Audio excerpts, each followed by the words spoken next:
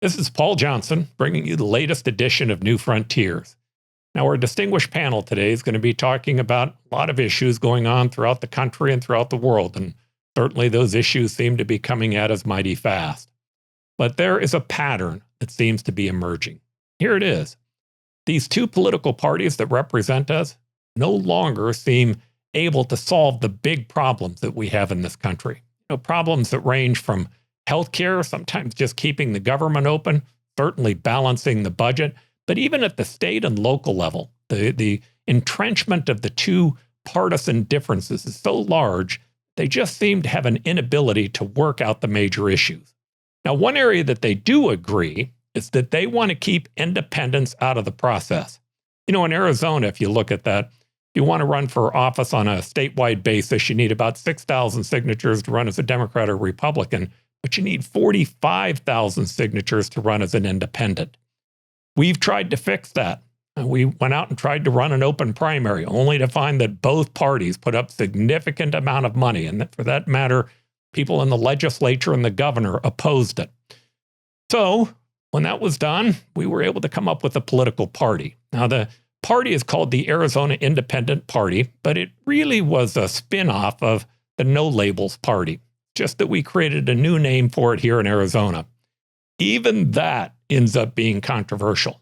They do not want independents to have a home. So our governor and our legislature is finding crafty ways to try to oppose even the formation of this new party. But the one thing that I can tell you is today in Arizona, about 36% of the voters are independents. That means it's the largest voting bloc of people. And before long, they won't be able to suppress them. There's a group of people that we're going to have to address long-term. And in fact, if we do, if we can find a way to bring back in those unaffiliated and independent voters who are very patriotic, who vote, who care about the system, and who oftentimes are discriminated against by the two existing parties, but they really want to try to get the best out of both sides. We can bring them back in. We can begin to make a real difference. Now, at the end of this show, we're going to talk a little bit about the hypothetical of what would happen if this group actually was able to capture the legislature, something that I'm sure terrifies people down at our state capitol. But we're going to talk about it. We're going to talk about the difference that might make. In any event, I'd like to thank you for being here with us. We're always very grateful for the guests who watch. If you like what it is that we're doing, push that subscribe button and let's get this show going.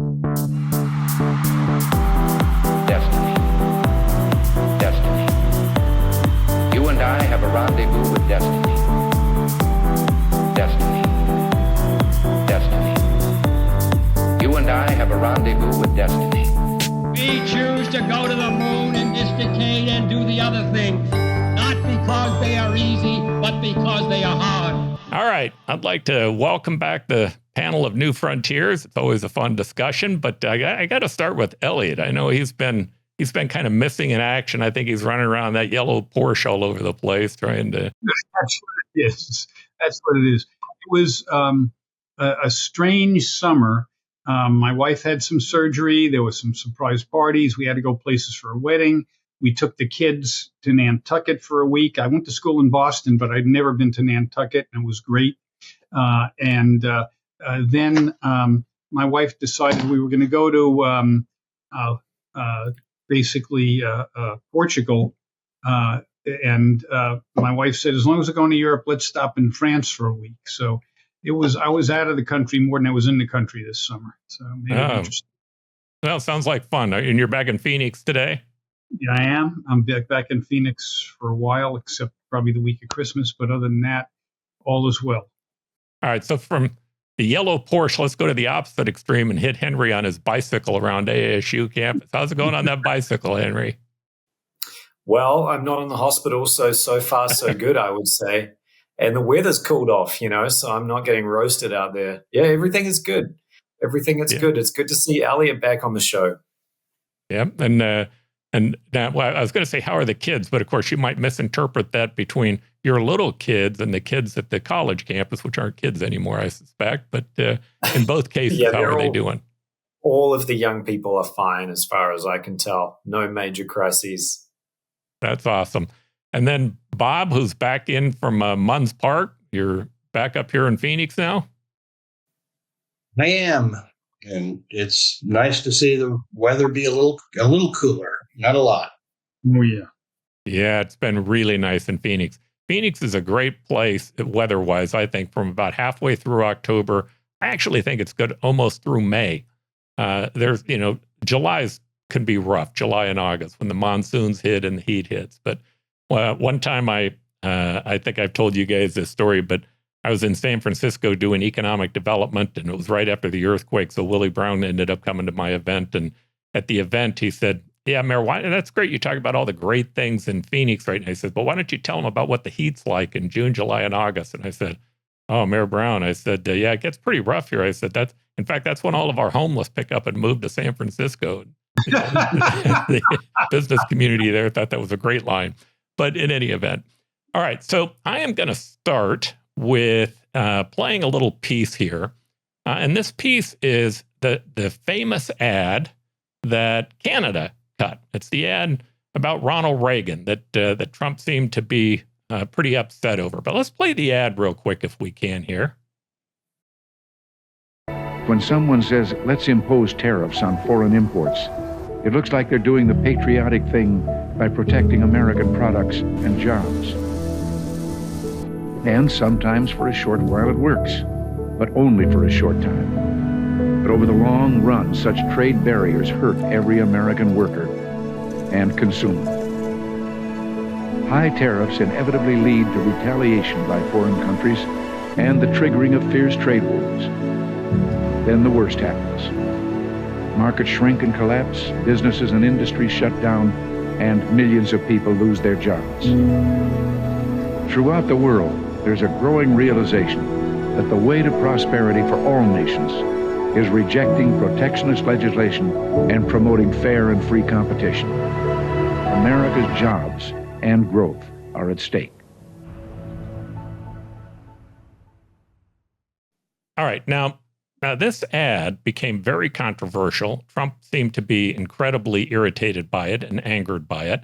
And in fact, he increased the tariffs on Canada by 10% for playing it during the World Series. And I guess he was even more upset that after he told them he was upset, they just kept playing it through the World Series. Now, to be fair, I guess it wasn't the national government. It was Ontario that had played out the piece itself. Trump's comment was that this really wasn't Ronald Reagan. It was a misrepresentation of Reagan's position. I believe that came about because there were instances where Trump actually supported tariffs. One of them ended up being, I believe, on Japan, and that was, and I think that was kind of their point.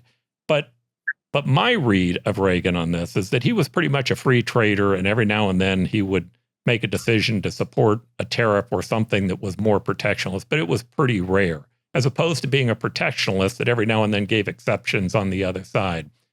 I guess my question to the panel, though, is why is Trump so upset about it? And do you think that this was a fair representation of what Reagan meant? There are at least three of us on the panel that can remember Ronald Reagan. Henry not only was out of the country, he might have been about 8 years old or something, riding a bicycle around during that period of time. But nonetheless, all of your thoughts on this. I'll start with Bob. There's zero question that Reagan was a free trader, and Trump is a protectionist. They're diametrically opposed on this particular issue. It is true that there was great anxiety in the country in the 1980s about Japan Inc. Eating our manufacturing sector and rotting it away, particularly on cars. And so he took a couple of actions with the cooperation and support of the Japanese government in order to try to deflate that political push towards policies that he opposed, protectionist policies. So there was an agreement over quotas of Japanese cars coming into the country, and there was a mild and temporary tariff. But there's zero question that he was a free trader, and Trump is a protectionist and diametrically opposed. And Trump himself has said that he isn't Reagan's heir, as most Republican politicians since the Gipper have asserted to be, that he was a break in direction. So it was a little surprising that he took such offense and falsely claimed that Reagan's views were being mischaracterized by the ad. But he is reacting to a whole variety of countries on a very personal and visceral level. The one thing that this should do is to undermine any claim that these emergency tariffs are based on any kind of true emergency. I mean, this he was upset at an ad. That's not an emergency, but he used his emergency authority to try to increase the tariff on Canada by 10%, just because he was mad at an ad. Okay, Henry, your thoughts on this, especially from an overseas standpoint. My guess is, I know that you and I had the ex-prime minister on a program that we talked to him about. He sounded an awful lot like Ronald Reagan, I said during that period of time. But your view of this, both in terms of how it's evolved from when you were offshore to where you are today and being a college professor on an American campus. I'm a little surprised as well, like Bob, that Trump would take such offense at it being pointed out that Reagan was a free trader and he is not. As far as I can tell, Trump and a lot of the people around him are pretty comfortable with the idea that they're populist nationalists, not sort of neoliberals like Reagan. And a lot of them really want to break explicitly from a lot of the sorts of policies that Reagan brought in, especially free trade deals like NAFTA. And I think that even the initial stages of the World Trade Organization negotiations, Reagan was involved in. So I'm a little surprised that he reacted so furiously. But this is a little bit like Trump in his first term. There were a lot of times during his first term when Trump would just pick up on something in the news, on something on Twitter, and he would respond in a completely unpredictable, often furiously vehement way about something or another. And this is a little bit of a reminder to me of Trump in his first term. I think that from the perspective of foreign countries, this is not that surprising. I think they are deeply concerned and expect almost anything from the Trump administration across many, many different policy areas. So I think that the harsh reaction against Canada is probably not completely unexpected. But what it illustrates is just how tricky these trade negotiations can be when they are personalized between, one leader in the United States and another government, when they're not run through big international organizations anymore, where there are no rules around these negotiations. I think it shows that Trump has broken a lot of that structure that was around these negotiations, and they can take really, really different, unpredictable turns to how they would have played out 15, even 10 years ago. Eliott, what's your thought on it? Well, the only point I disagree with Henry on is it's not just Trump's first term where he's unpredictable. It's this term. And this was right in line with some of the other things he's done with tariffs over very little provocation. And I didn't get that, and I certainly didn't get this. Now, I understand what Reagan said, and I think the times are different, and I do believe that America is still subsidizing from the Marshall Plan a lot of countries around the world with our tariffs versus their tariffs, and that should be cured. But the bottom line is that I saw nothing with that ad that would justify the type of kickback he got. An explanation of why things are different now would have sufficed. But this is typical of Trump and the whole tariff situation. It strikes me that he took something very simple and straightforward and continues to make it more and more complex. All right, so I'll give you my analysis of it. Eliott, I'll start with you so that if you disagree with it, you can certainly do what you always do, which is tell me. But my analysis of it goes like this. Trump's underwater on these tariffs from a polling standpoint. Some of the numbers that I'm seeing have him from an economic standpoint down about 60% of the public disagreeing with him. Now, a lot of that disagreement is based upon what the public thinks that they're paying for goods, the cost of goods today, and they're making a connection to tariffs. Some of it's about jobs that are being connected to tariffs. But I think because he sees that he's underwater on this issue, the idea of creating a separation between he and Reagan is just something that that terrifies him to a degree. I really believe the following is true. Donald Trump has moved to the left economically. And in moving to the left economically, the response by the Democratic Party has been to go even further left, as opposed to trying to go back and take over any of the old ground. But I think there is ground over there on free trade, free markets, free enterprise, balancing the budget that I'm certainly looking at as the chairman of the Independent Party. But regardless of that, I think his concern is that he wants to try to say that Reagan and he actually agreed on it, because he's trying to show that it's more nuanced than maybe people who are just saying he's a pro-tariff guy and that he is supporting protectionism. Your thoughts on it? Well, I think that's what he might have in mind, and I certainly agree with you that he's moved to the left on his economic policies. But it's once again, it's in the delivery, and his delivery, I think, sometimes overshadows the real message. And I think this is another case where there were better ways of doing it, and without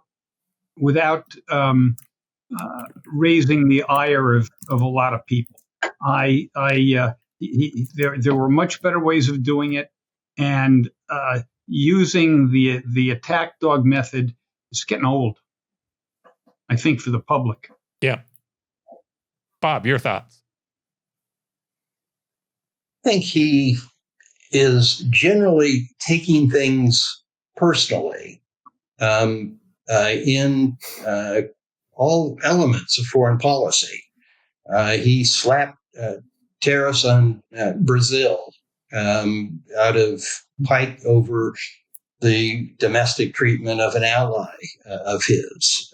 He's slapped tariffs on, or threatened military action on Colombia because the president of that country expressed doubt as to whether all the people that were blowing out of boats are actually drug cartel related. He said, in terms of the bailout that we've done for the Argentinian peso, that it was wholly dependent upon a good election for Milei's party, which happened to take place. And so I just think we have a president who is reacting viscerally based upon the way that he and his allies are personally treated. And that is such a deracinated foreign policy to be pursuing. And I don't think you can have any sharper example of it than a state in Canada running an ad that he doesn't like. And so he slaps another 10% tariff on it and says that he's going to ghost the actual elected leader of the national government, which he did. He declined to meet with him personally when they were both in the same spot in these recent Asian conferences. I just think it's foreign policy by personal pique. Yeah, and then what I find interesting about that politically is most Americans like Canadians. I do not think Canadians have a negative image here in the United States. But Bob, while we're on that, the Supreme Court is now looking at ruling on this. They're going to have to make a decision on whether or not this power actually belongs in the hand of Congress, or whether or not the power to tax people belongs in the hands of one person. How do you rank that? Where do you see that going? Well, the oral arguments are on November 5th. It usually takes a few months for the Supreme Court to actually rule. The lower court decisions, which found that the president did not have this authority under the Emergency Economic Act that he is purporting to act under, was stayed. So the power continues until the Supreme Court rules. But there's two questions. One is there actually an emergency that exists? And it's hard. I don't know that the Supreme Court can take judicial notice of it at this point.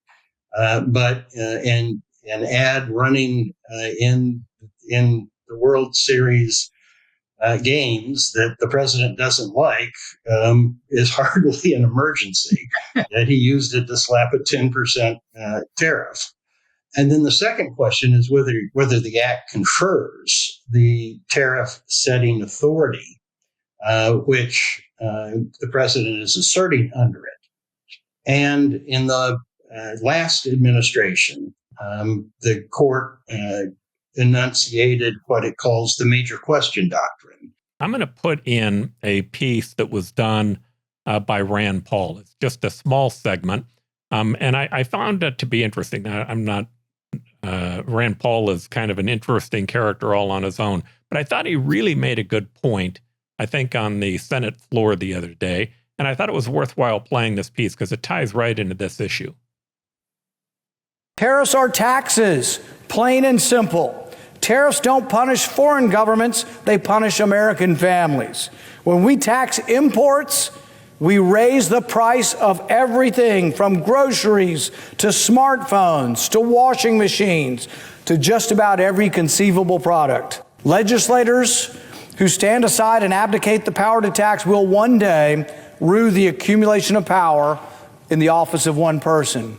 I stand against this emergency, I stand against these tariffs, and I stand against shredding the Constitution. I have no animus towards the president. I voted for him and support his administration. I come to the floor today not because I want to, but because I am compelled to. I love my country and the principles upon which it is founded. The oath I took upon taking this office is the Constitution of the United States, and not to any person or faction. I want to preserve the divisions of power that protect us and our children from the rule of one person. That is why I will today vote to end this emergency. I will vote to reclaim the taxation power of Congress where the Constitution properly places it, and I urge the members of my party to do the same. I got to tell you, Paul, this is interesting because Rand Paul got it right, but doesn't understand or won't admit the reasons as to why. And as Bob will tell you, the Constitution clearly puts taxing power and this type of thing in the hands of Congress. And Congress, over the last maybe 5 presidents, has simply abdicated its responsibility to do that. And so Trump just filled the void that Congress itself created. And certainly with the division in Congress now, they can't. The fact that the country's been shut down like it has is just stupid on the part of the Democrats, in my opinion, who will bear I think the real political loss. But that's something what they want on Medicare and Medicaid, that can be done separately. To shut down the whole government over this is ridiculous. But getting back to Rand Paul, I agree what he said about where the taxation should lie in Congress, but then Congress actually has to do it, and they haven't and don't seem to have the capability of doing it now. So I don't know what happens if the Supreme Court says yes, you can't do it, whether it doesn't get done or Congress finally gets its act together, which is hard to believe. Yeah, and my guess is one of the possibilities is that the courts make the decision that the president has to go back and ask Congress, that he has to put something in front of them and that they leave the tariffs in place, giving him some time frame to be able to do that. But Eliott, I think you make a really good point. And Henry, I'm going to ask you this question. What I like about what Rand Paul said is I think it should be more difficult to raise taxes.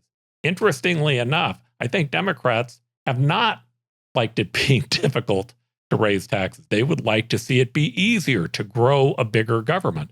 But what Rand Paul's really arguing here is that from the very beginning with our founders, we had this fundamental belief that raising taxes should be a more complex process, that it should be in Congress. I believe it has to begin with the House. And their reason for that was they knew that would make it harder than just one person being able to raise them.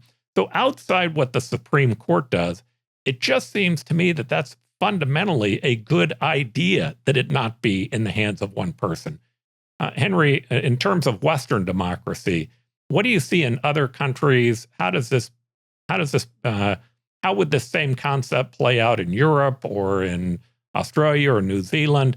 And are we different in this way, or is the concept of it being more difficult, meaning it being a legislative act as opposed to an executive act to raise taxes, is where we place the power?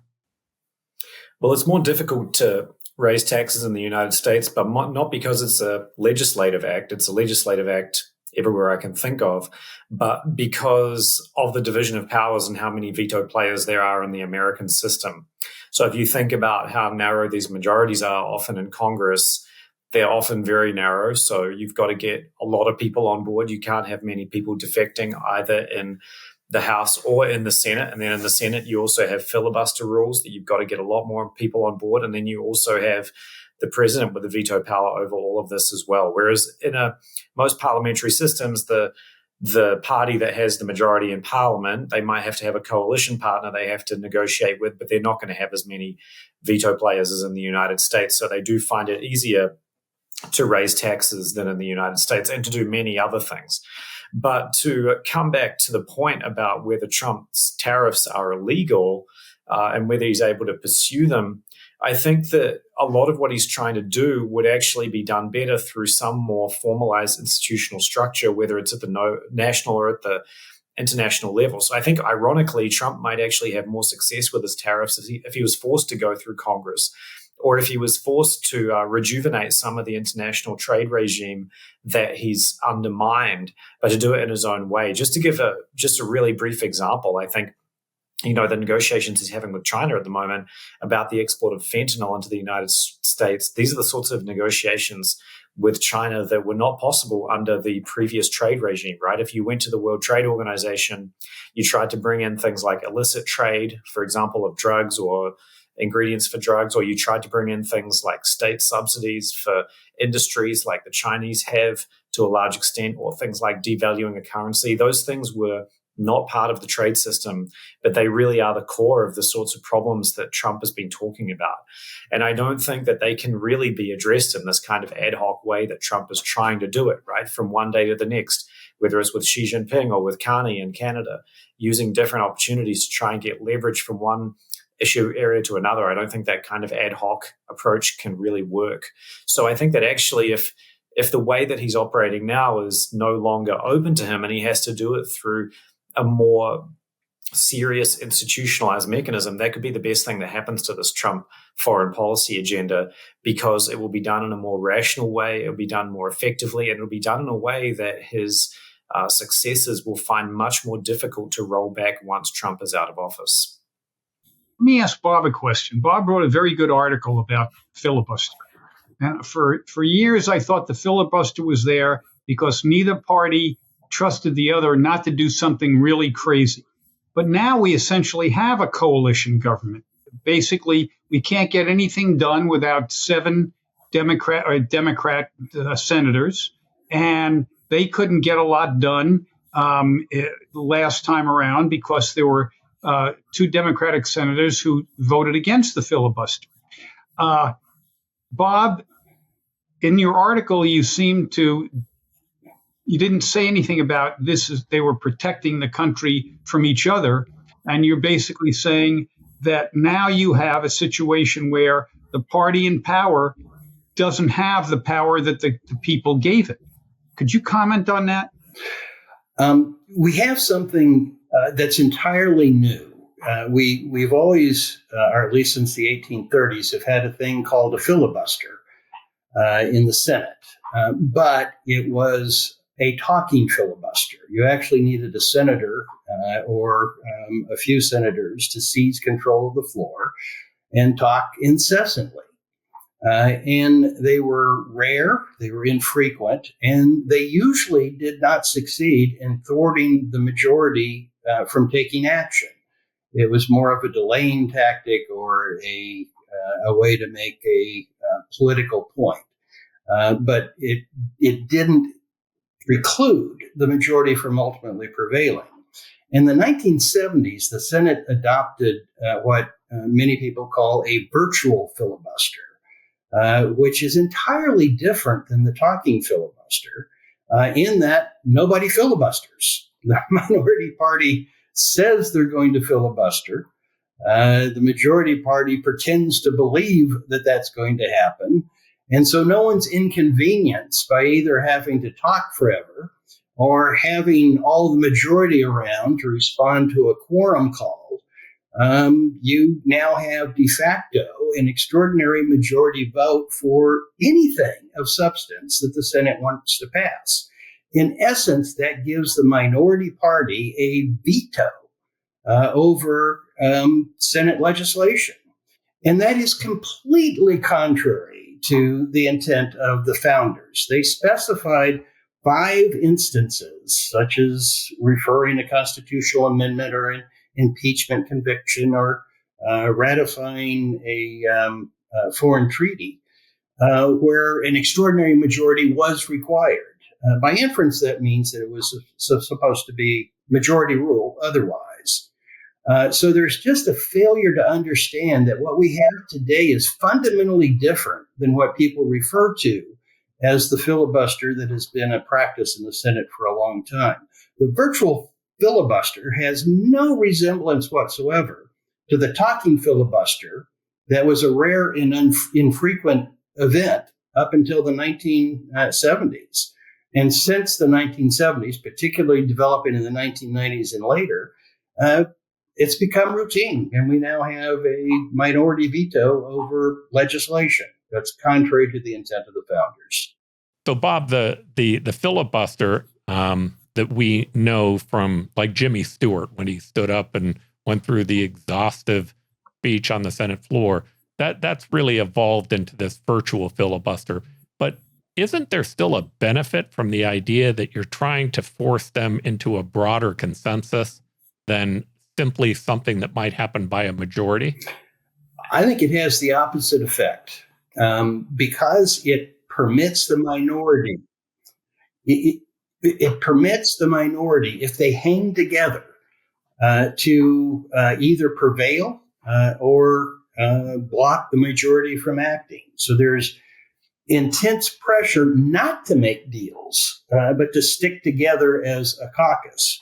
Similarly, for the majority, since these things get decided kind of at the leadership level, there's pressure not to break ranks and to increase the leverage of their leaders negotiating with the leaders of the opposite party.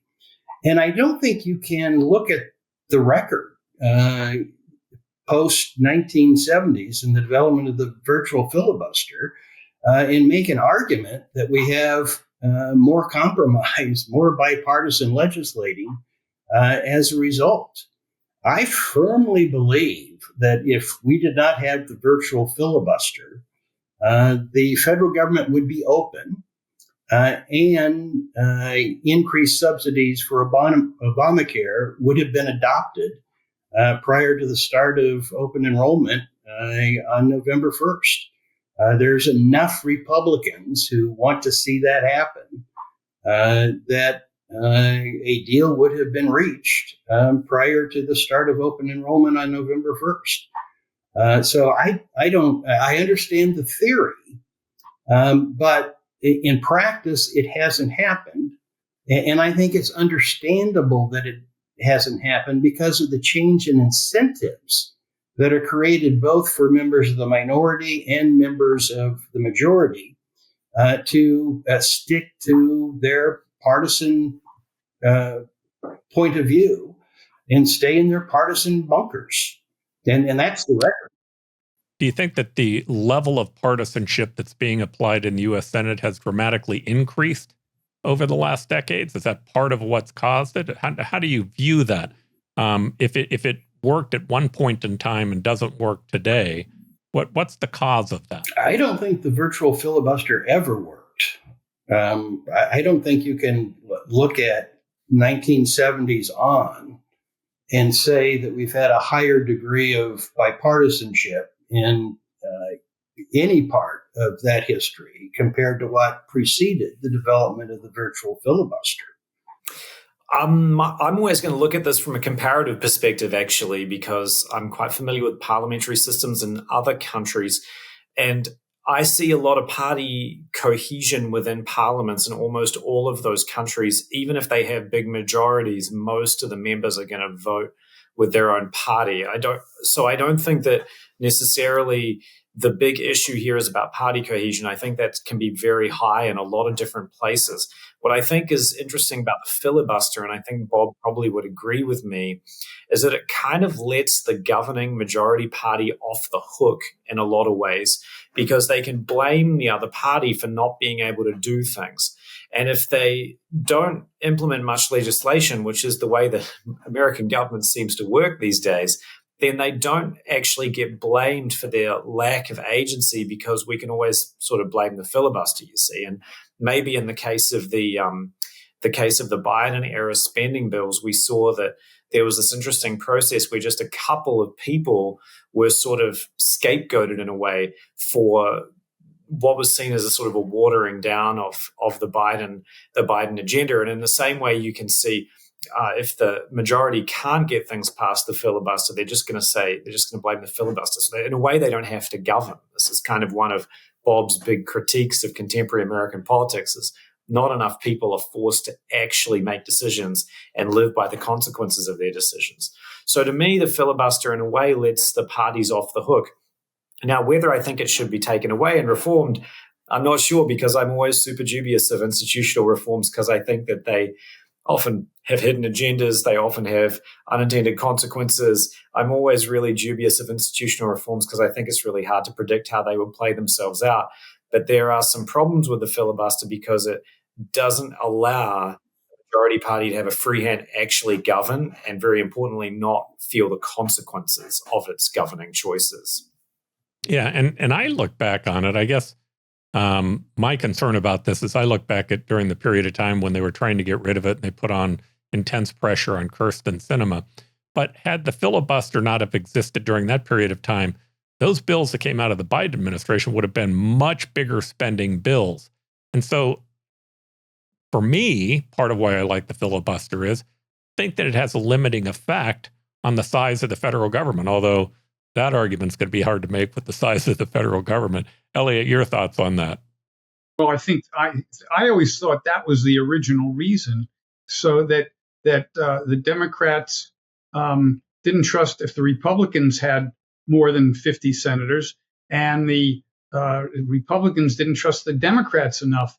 So if they had more than 50 senators, so they wanted to have, unless it was a really strong majority, they wanted to have some way of interfering with majority rule. And I thought it's because they didn't trust each other. And quite frankly, with this administration and the last, I don't blame them.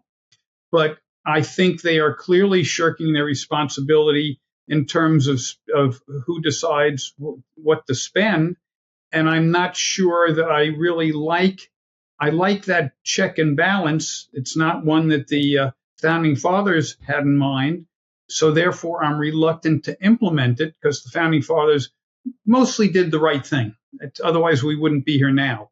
But I think I would not have felt good if you could get through with a majority when Biden was president. And I'm sure there are an awful lot of people now who don't feel good. Wouldn't feel good if you could get through with a 53-47 majority when the Republicans are president. So that's why I like Bob's article, and I wanted his opinion on it, because I'm torn. Well, I think that you would have less cohesion in the American system if you didn't have the virtual filibuster. I think you would have more deal making by individuals rather than letting everything be resolved at the leadership level. And so I'm not as confident that the Biden agenda would have passed unmolested. The virtual filibuster, as Henry was saying, allows people to vote for things that they don't really support because they won't become law, because the minority party will prevent them from becoming law by invoking the virtual filibuster. If their vote counted, I think it might be different. And I think you had more than just the two Democrats who were concerned about the fiscal consequences of the Biden agenda, that if their vote counted, if it was going to make it law, would have moderated in much the same way that it ended up being. Sinema and Manchin were simply willing to be the point of the spear and use the virtual filibuster. But there were more than just the two of them that were concerned about the physical consequences of what Biden was proposing. And I think it would have been healthier to allow that process to play out. And I think it would have been different. All right. I'm going to use this as a chance to kind of shift the subject a little bit. And I'm going to go to the economy. Eliott, I want to ask you a very specific question about what's going on with AI technology and productivity. We've seen a lot of announcements lately about layoffs, and many of the companies, Intel, Amazon, Salesforce, have been saying that it was because of AI technology that they're going through some layoffs today. Now, there are a number of analysts who are disagreeing with that, saying that that's really premature in terms of what they're saying. In fact, they believe that maybe they're preparing for what's going to happen with AI, but that the layoffs are being caused by a different reason. But nonetheless, it's been getting a lot of headlines, and a lot of people are paying attention to it. And of course, there are a lot of people who are afraid that this is going to end up creating a massive deficit or a massive problem inside our economy long term with the loss of jobs. Can you tell me how you think about this from an economic standpoint, whether or not you agree that some of the layoffs that are happening today are really being caused by AI? Well, I agree. Well, let's start by saying right now the major impact of AI is all the capital spending, the plant and equipment that is being put in the ground for energy, for basically places where machines are gonna work, and it. In fact, in the second quarter, GDP essentially was flat. It would have been 0.4% growth, basically nothing, were it not for AI and all the capital spending. The productivity effects of AI have not yet occurred. They might have occurred a little because people don't spend as much time writing because they go to GPT chat and stuff like that. But the real productivity growth, the thing that'll get us the same type of growth that the computer did, or the internet did, is still in front of us. And that's going to be really important because it will allow the economy to keep on growing. Right now, I think this is, as strange as it sounds, this is finally the reaction to what happened after COVID, where people didn't want to let employees go because they weren't sure especially white collar workers go, because they weren't sure they'd be able to get them back. Now they're feeling a lot more comfortable that, yeah, we're going to be able to get them back. And in fact, if you take a look at where the economy's been growing, it's in blue collar jobs, not in white collar jobs. And I would expect that for the time being, that white collar jobs will be the place where there's major impact because of AI productivity over the next few years. I should say next several years, actually. Nobody knows exactly where this is headed. In fact, there was a study done by, I think it was some group that works for the Senate, that said over the next 10 years, there were going to be essentially, you're not going to believe this number, 100 million jobs lost to AI. I don't believe that for a second, because it would wipe out the economy. There's only 160 million jobs in America. But there is going to be a major impact, and it's going to be mainly on white collar until you get the machines necessary to substitute a blue collar guy. And I think that's way down the road. So the answer is, I don't believe it's AI now. I think it's the economy, the real economy slowing other than AI, and the fact that these companies are now convinced we'll be able to get all the people we want down the road. So, Henry, my theory on this is that while you may see temporary short-term job losses, in general, if you look back at technology, it's always resulted in more jobs, not less. I mean, if we think back on the agricultural community, at one point in time, it represented somewhere near about 60% of the jobs in America. But because of automation and mechanical devices that we put into agriculture, we got it down to where we're somewhere between 1% and 3% today, which, by the way, if you look at China, about 33% of the Chinese economy still focuses on agriculture, and they're one of the largest importing countries in agriculture in the world. We're one of the largest exporting, somewhere around 1%. But my point is, if we were sucking up all those people into agriculture today, it wouldn't be a good thing. It would be a bad thing that we were still involved with agriculture, because we wouldn't have had the capability to have been able to grow in other areas. I can already see a lot of jobs that are going to be created because of AI technology. Certainly in healthcare, which is an industry that I'm in, we're seeing a ton of things that are going to happen in personalized medicine that AI is going to end up empowering. What's your thought on that from a political economic standpoint? Do you think that these layoffs are connected to what's happening in AI technology, and what do you think the long-term prospects are? I think that AI is an important technology, but I wouldn't say it was as epochal, shall we say, as, for example, mechanization in agriculture. Because when agriculture became mechanized, when we had chemical fertilizers, synthetic fertilizers, tractors, threshing machines, all these things, you have to remember that when people left agriculture, they moved into the cities, into a completely different sector of the economy. They went from agriculture into manufacturing.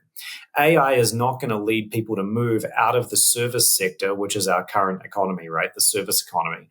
We're not going to move out of the service sector into something else. It's just going to be an evolution within the service sector, kind of like, as Eliott and you, I think, suggested, kind of like bringing in personal computers into offices with, personal computing software that people could write letters on their own instead of having secretaries. They could do spreadsheets on their own instead of having specialists for all that sort of work. It's going to be a change within the service sector. That's going to be a really, really important change.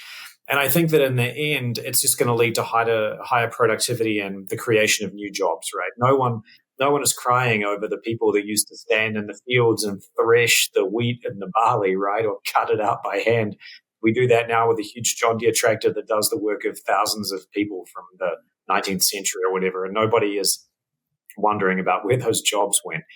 I think the main concern is whether there's a bubble in the AI economy at the moment and a misallocation of resources as these huge monopolistic companies like Facebook and Google and Amazon particularly, and Microsoft as well, race into this AI technology with huge capital investments, and that the chips they're buying, the data centers that they're building are basically going to be obsolete before they can generate a return, and that there's going to be some sort of a great reckoning, right? That all of these investments are not productive in the short run, and that there'll be some sort of a collapse on the stock market. I think that's what people are really worried about.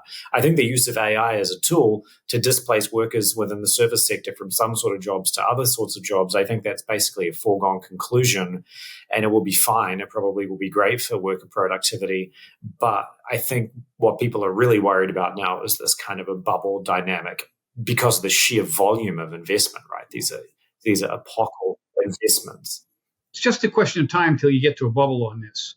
But it is scary to me that so much of the economy is now dependent on 7 companies. But I will take you back to a time when only Bob and I were around to figure this out. or to read about it. In the 60s, it used to be, and 70s, it was the Seven Sisters. IBM, Honeywell, Control Data. I don't even remember the names of the others, Bob. You probably do. But that they were going to control technology forever.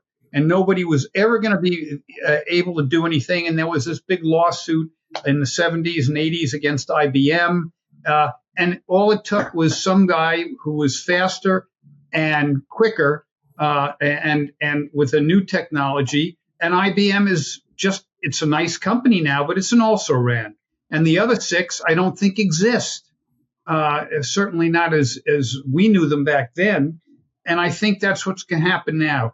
Every time there's a game changer, and if you're an economics major, I'm sure your professor told you about how it used to take an hour to make a pin or 10 minutes to take a pin back in the 16th and 17th century. And some guy invents a machine that's making 10,000 pins an hour, and all these people are going to be out of work. No, they're not. No, they basically made pins so cheaply that pins were used everywhere. And they got jobs in these new companies that were created because of the cheap pins. And life goes on. And that's what I think is going to happen here. People are saying, no, this is the game changer. There'll be no more jobs left. As long as humanity exists, there will be wants. And as long as there are wants, there'll be some guy who's out there trying to figure out how to fulfill that want. And that's where the jobs will come from. I can't imagine what it's going to be, but how many of today's companies existed, even industries existed at the end of World War II? Not many. And by the way, at the beginning of World War II, Paul's exactly right. 52% of the economy was agriculture. By the way, how many in the Dow 30? How many companies in the Dow 30 were in the Dow 30 at the end of World War II? I don't know. How many? 2. Wow. 2. Just 2. And so things change. I don't think this is the end of the world. It might seem that way. People are going to have to be trained, and certainly Gen Zs don't like that. But they, the underwater basket weaving classes they took in college on the government's money ain't going to get you much of a job. You basically are paid in America for your productivity, for what you can provide to the company that you're working for. And if you don't like that, you're destined not to have much of a future in America. All right, Eliott. So here's a question I have for you, and I wonder how you see this problem. So from my standpoint, I think that this is an area where Trump did a lot better than the Biden administration. I think his being willing to relax the rules and get out of the way of the technology companies was really important, and it was essential. We need to win this AI race. We certainly need to win it with China. I personally am not terrified of the job loss or an AI apocalypse or any of those types of things. I think that that's all that's hyperbole. Now, what I do believe is that it is important that you try to democratize the benefits, that over and again, as long as those benefits have been during these big changes, as long as we've been able to democratize it, it worked out well. Now, monopoly laws have helped on that. But, it's also sometimes just corporate decisions. I was listening to the GM person on the automated driving, the woman, I cannot remember her name, but the woman who runs GM, talking about how they're looking at the automated driving issue and the robo-taxi type concepts in a way in which it says that they should democratize the financing of those cars. Let people buy 2, 3, 5, 10 of them and have small businesses where they take care of the cleaning, they take care of the maintenance, they take care of the work that's being done on them. I do think there is an advantage not all of the ideas and all of the wealth being centralized in a handful of companies, that it needs to be more democratized. And I think if you do, we're going to see things like one-person global companies, just simply because there's so much that you can do today online where local companies can make a massive difference with a very small amount of employees.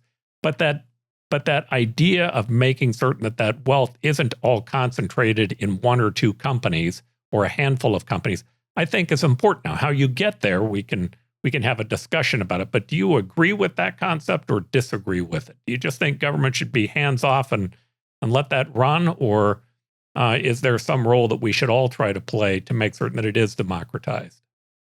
Well, I think you have to give it a chance to democratize itself. The story, you all heard about the story about Watson, the guy who he was president of International Totalizator Company or something like that changed its name to International Business Machines. And he was convinced there would never be need for more than 3 computers in the entire world. Okay, he kind of missed. And Bill Gates wanted to sell Microsoft to IBM when he got essentially the contract to provide software for every PC they made. And they said, no, the future isn't software. The future is hardware. You know what? The big companies are slow, bureaucratic, and they make huge mistakes. Small companies are quicker on their feet. And invariably, if you come back 10 or 15 years from now, the same 7 companies that everybody loves today will look different. And I'm not saying they'll all be gone, but a lot of them will be different than they are today, and there'll be other companies taking their place. I'm not sure that you're going to get a true monopoly, but if you get anything close, like IBM did or tried to do, then I think the government will step in. I think it's too early now to step in. Bob, your thoughts, especially on the political ramifications on what's going on with AI, the potential of job loss, whether we should regulate it or deregulate it. What's your overall theory on it? And including what Henry had talked about, which I think is probably the bigger risk that we have, which is that we over-speculate on it. It's hard to believe that all the investments that are now being made in AI will pay off, particularly since no one has yet figured out how to make money providing AI services, as opposed, as Henry described, putting AI to work in existing businesses. I think there will be some firms that succeed, but I think we are going to see a lot of investment that ends up going up in smoke. I share the optimism about the long-term effect of AI in terms of increasing productivity and thereby expanding opportunity on a very wide basis. I would just add to what the points that have already been made is that it's also a way to cope with a declining workforce. We are not producing internally the population that is sufficient to replace even the existing population, much less grow our population. We have gone into an immigration restrictionist mode. So in order to produce more with fewer people, AI may be a very important contributor to that. We're flying a little blind at present with the shutdown of the federal government. So we're not getting job creation numbers. More importantly, we're not getting unemployment numbers. Before the federal government shut down, unemployment remained at a very low historical rate. And so long as you don't see a rise in that unemployment rate from the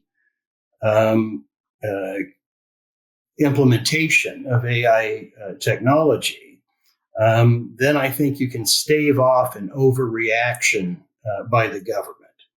If you start seeing a large increase in unemployment rate attributable to people being displaced by AI, even though history would say, well, hold on, you're going to get other knock-on effects, I think then you have the political moment where it will be very attractive to a lot of politicians to say we need to do something, either to contain the erosion of the job market or to provide income replacement for what AI has created. So I think the key political barometer is going to be that unemployment rate. And right now we're flying blind. We're seeing layoffs from large companies, but we're not seeing how that fits within the larger 170 million person job market. Yeah, I got to tell you that Bob's point is very often overlooked, and that is that we are basically going into an economy where population domestically will decline. We're not going to replace ourselves, so it's going to be tougher to find jobs. And the advantage America always had is that we could import people. Well, if you stick with current policies, we're not going to import people, so you're going to lose jobs in white collar, and you're not going to be able to fill jobs where they're demanded in blue collar. So it's going to be an interesting point of time, and it's going to be very interesting. I agree with Bob. Everything is the unemployment rate. I still think that the unemployment rate is going to stay low for a while because of the inability to fill a lot of jobs in the blue collar world. Now, I have to say, here's kind of one of my hopes. I started off as a young man being a carpenter and a drywaller. I would hang sheetrock for a living, and it wasn't so bad when I was 18, 19, 20, working my way through school and taking care of a young family. But at 64, I hope they don't take up all the white-collar jobs, and I end up having to go back to do a drywall. It's all right, Paul. I can always give you a job as a teaching assistant. You can grade exams for me, all right? I could grade exams. I'd use my AI technology to just look through it. All right, so Bob, you wrote a column on if the Democrats took over the Arizona legislature, what should they do? Talk to me about that column, if you would, just for a moment.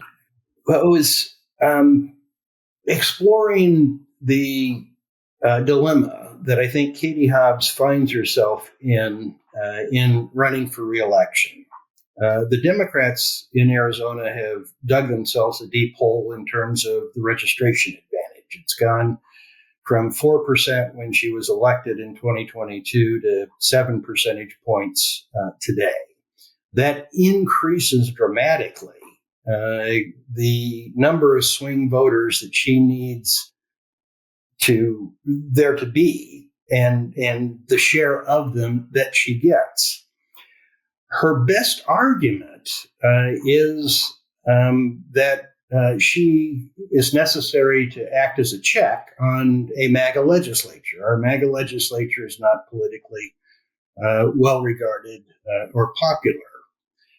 But in making that argument, she's conceding that the Democrats aren't going to take over either chamber. And given what's happened with the registration advantage, unless something changed dramatically between here and the election, that's a safe bet. But that's a hard thing for the Democratic candidate for governor to run for re-election based upon the premise that her party's not going to win either body.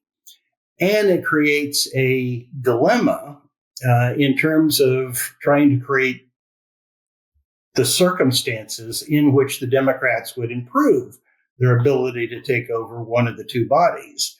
And that is by coming up with a compelling agenda for what the Democrats would do if they were in charge.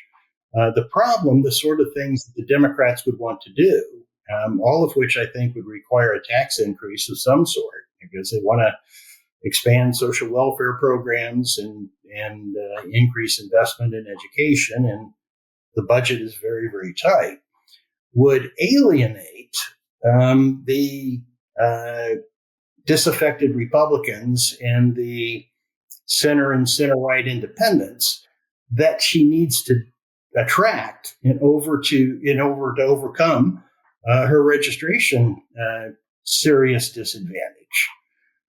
So paradoxically, I think it would help the Democrats have a chance to win one of the houses of the legislature if they had a governing agenda. But if that comes up short, it makes it less likely that Hobbs succeeds in winning re-election. So my guess is you're not going to see a lot in terms of what a Democratic governing agenda would be if they happen to be successful. All right, so I'm going to flip the question a little bit. I'm going to tell you why I'm flipping it.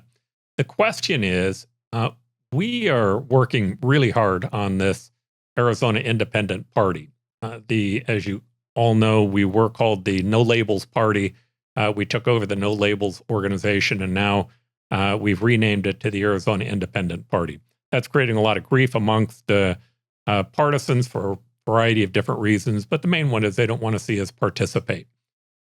What I find to be interesting is that we're actually getting some really good candidates who are starting to step up that want to run. And I think we're going to have a pretty good crop of legislative candidates as well. Now, we're unlike the Democratic or Republican Party. We can actually endorse Democrats or Republicans. We're not limited to just having independents that run. But there are a good group of people who are at least beginning to look at it.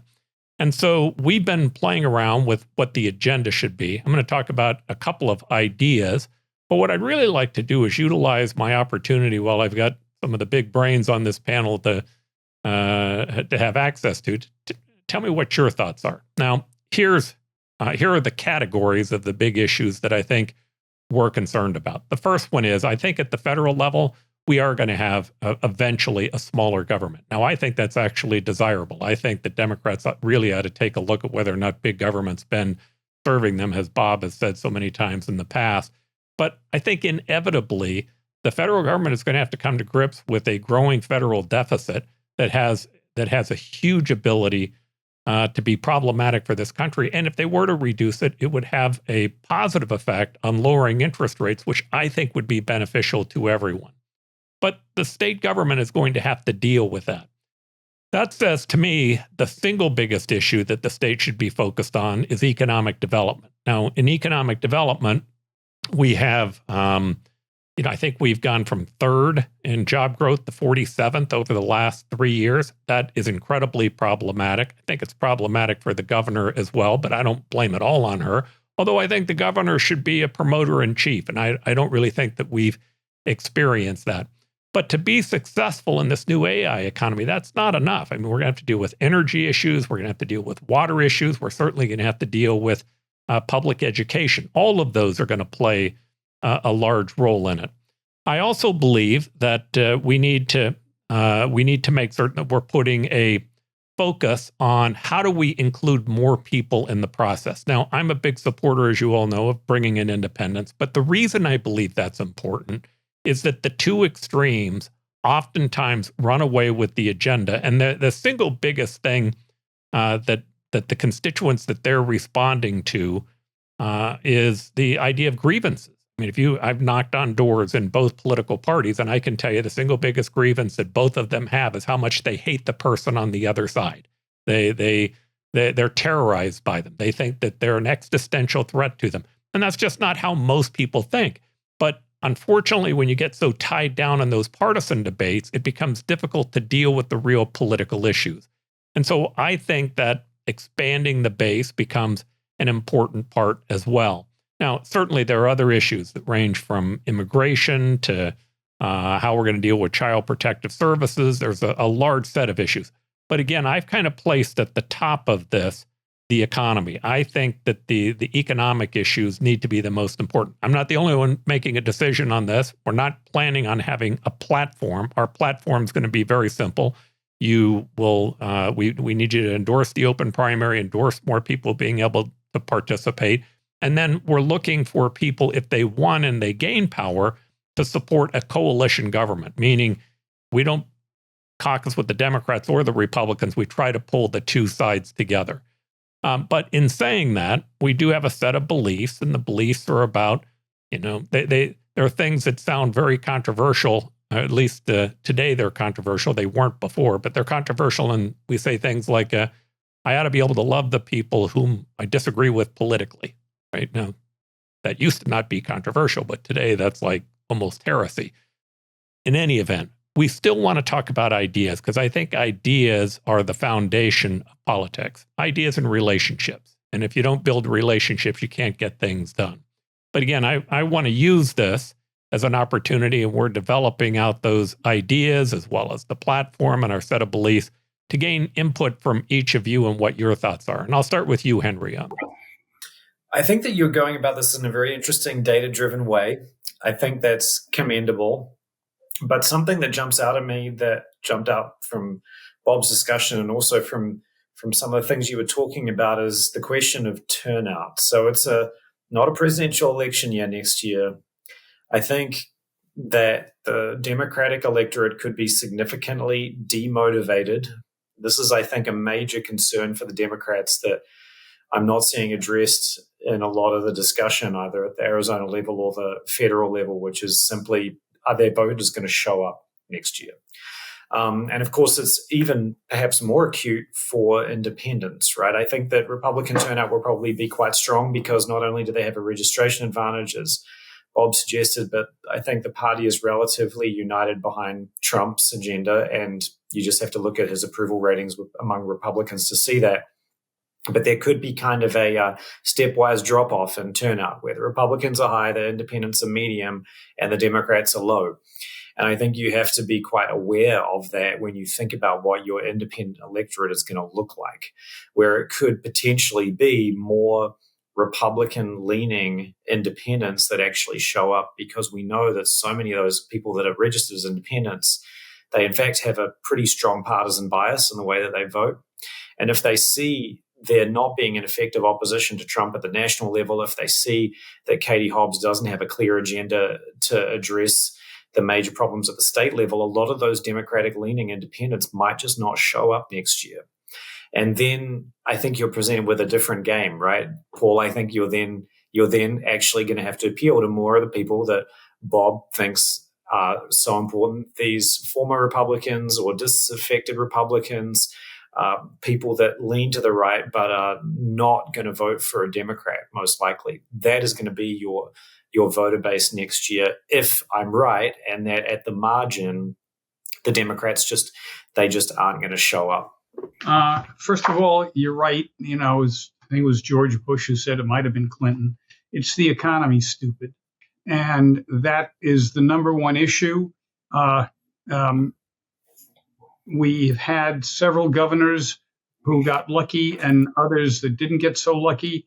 The lucky ones were Janet Napolitano, who probably in her entire 10 years governor never called a corporate head in Arizona to see how the state was doing in treating them.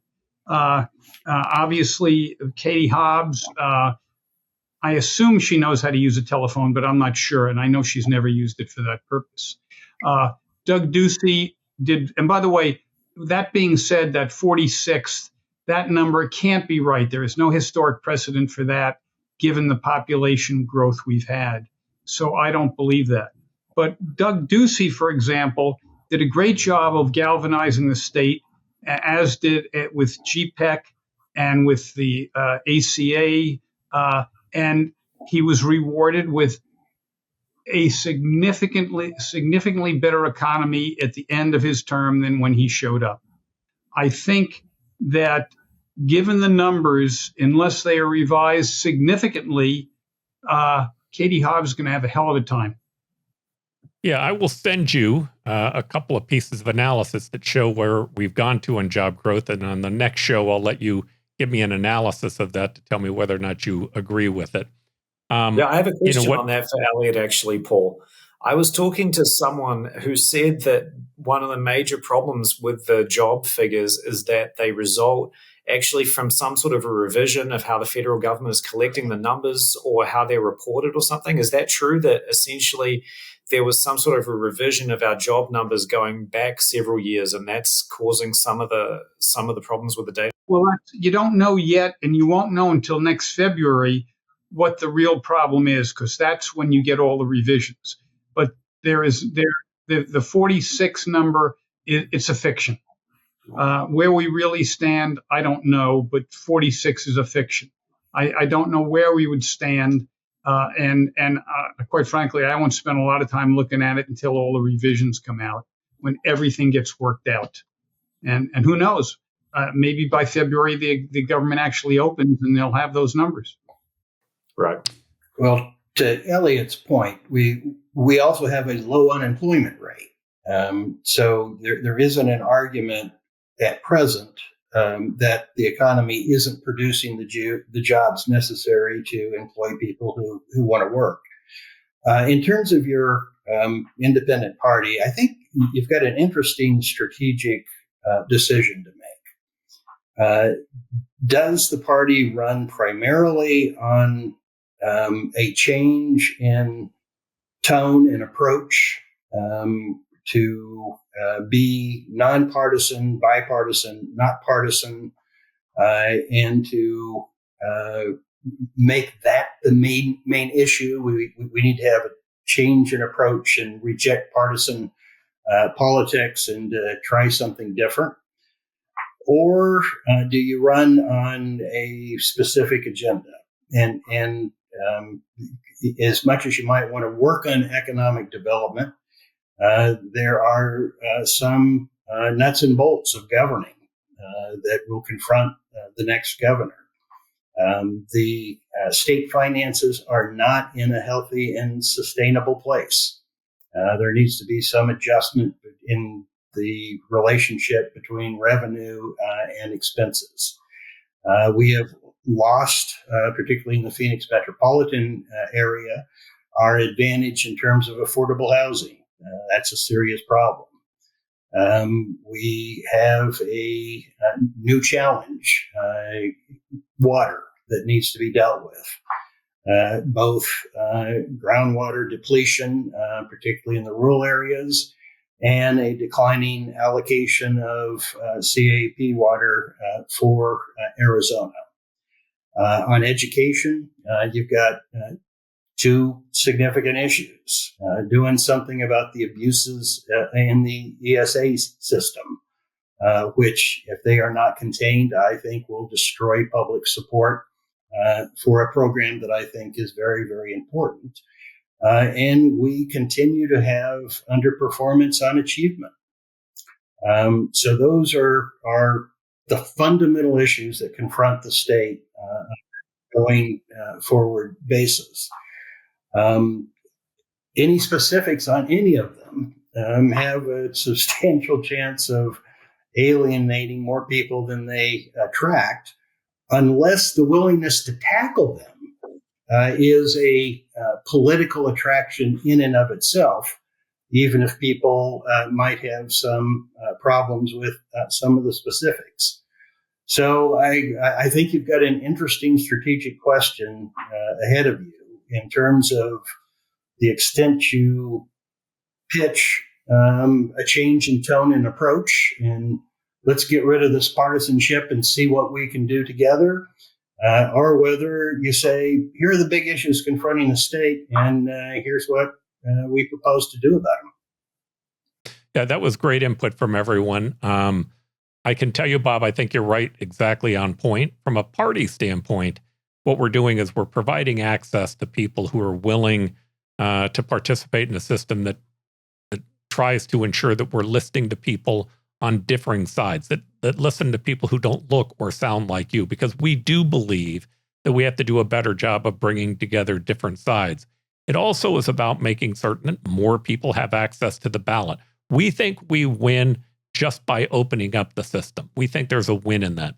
But as I talk to candidates, increasingly, the candidates themselves want to talk about issues. They want to talk about what they're going to do to make a difference. I'm talking to a lot of very bright young people, and many of them have spent time through the executive programs that they've been in or the leadership programs that they've been in to not only want to be involved, but to want to be able to find a way to create the type of change that's sustainable. What they don't like is having to appeal to the extreme interests in either party, and having a venue where they can run and where they can talk about how do you create a government that tries to deal with these big problems is something that's important to them. So it is causing us to spend some time actually thinking and talking about the issues, although I think that's going to be more candidate-driven than it's going to be party-driven. Hey, thanks so much. I appreciate y'all being here. We'll see you guys in a week. And we stand today on the edge of a new frontier, the frontier of unknown opportunities and perils. It holds out the promise of more sacrifice instead of more security. The new frontier is here. You and I have a rendezvous with destiny. We'll preserve for our children this, the last best hope of man on earth, or we'll sentence them to take the last step into 1,000 years of darkness.